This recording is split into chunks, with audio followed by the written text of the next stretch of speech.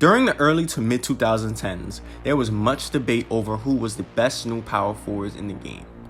With Tim Duncan, Kevin Garnet, and Dirk Nowitzki putting up great production on winning teams, but slowly getting older, people were looking at these three new guys to take the mantle and lead the new power forward group. I believe these three are underrated and are not looked upon in the same light nowadays, but back then, they were a problem. First, you had Lamarcus Aldridge of the Portland Trailblazers, an incredibly skilled post-up player who flourished on the mid-range and with his back to the basket. Next, you had Blake Griffin of the Los Angeles Clippers, a high-flying posterizing machine who excelled at fast breaks, layups, lobs, and dunks. Lastly, you had Kevin Love of the Minnesota Timberwolves, the rebounding deep threat monster who mastered the art of crashing the boards, posting up, and shooting the three. These three players would use their skills and talents to earn individual success and entertain audiences, while also making great cases for the power forward position. These three power forwards were looking to push the changing of the guard in the NBA. Aldridge was the oldest of the three, which showed, based on his more traditional style of play for the power forward position.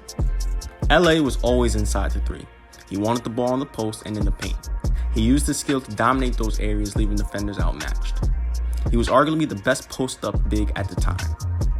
He made the All-Star team 3 times from 2011 to 2014, made All-NBA twice, and was giving you 22 and 10 consistently while shooting 48% from the field. He was truly hard to guard in the post, and he was a good free throw shooter of 80%, so you couldn't foul him. He was one of the last of a dying breed with the mid-range game and the post-up, which isn't seen as much in today's game. Unfortunately, Aldridge didn't have another guy next to him for a couple years after Brandon Roy's retirement, so he missed the playoffs for a couple years, and the Portland Trailblazers wasn't as good, until the father of OKC got drafted there, of course. A similar situation can be said for Kevin Love. He was playing on the Minnesota Timberwolves in the early 2010s. I don't think that needs to be explained, but basically, they were terrible. They missed the playoffs the entire time he was there. Also, Love did have some injury problems, playing 55 games in 2012 and 18 games in 2013. Still, despite that, with him on the court, they still sucked. But not a fault of his, because he was a monster. He could score on all 3 levels, unlike Aldridge: paint, mid-range, 3. And even though he wasn't as good posting up as Aldridge was, he was still an excellent post player. He dominated in the paint too, not just with his scoring ability, but his rebounding ability. He was a beast on the boards, leading the league in rebounds in 2010-2011 season, as well as giving you nearly 4 offensive rebounds a night from 2011 to 2014.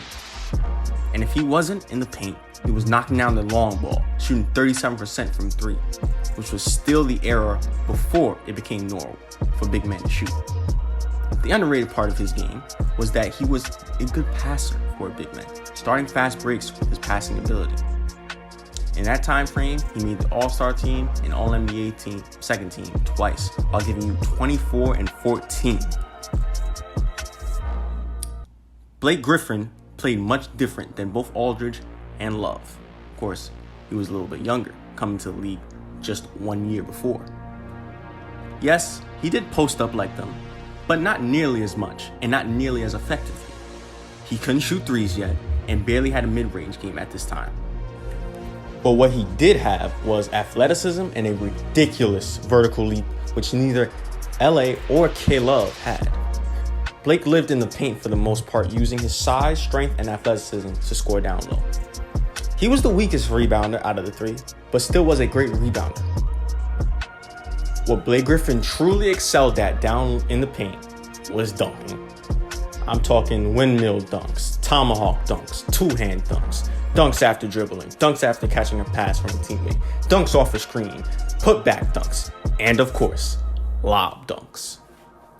With him, and due to the trade in 2012 for Chris Paul, they were the leaders of the entertaining Lob City Clippers. The Clippers of the early and mid-2010s would become one of the most entertaining and fun teams in NBA history. During 2011-2014, Blake would average 21 and 10, made the All-Star team all 4 years, and made All-NBA second team 3 years straight. Unlike Love and Aldridge, Blake, outside of 2011, had a really good team that would consistently make it to the playoffs and win playoff series. But also, unlike Love and Aldridge, Blake wasn't the best player on his team. That would go to Chris Paul. And in the playoffs, sometimes Blake wouldn't play as good, sometimes even being labeled as soft. But highlight plays and the excitement from his plays are still talked about to this day. As I said, Dirk Nowitzki, Kevin Garnet, and Tim Duncan ruled the power forward position in the 2000s while leading groups to greatness. Their mark on basketball cannot be understated and deserves their own video. But for the new three power forwards of the 2010s, they tried to carve their own path.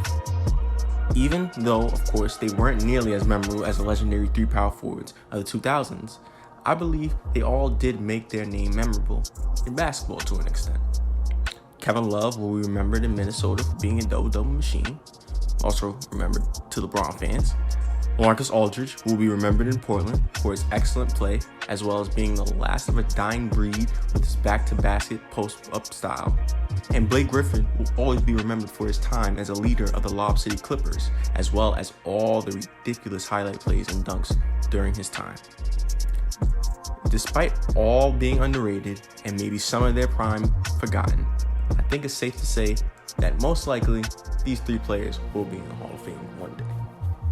Now, as far as who was the best out of the three in that time, well, I'll leave that for you to decide.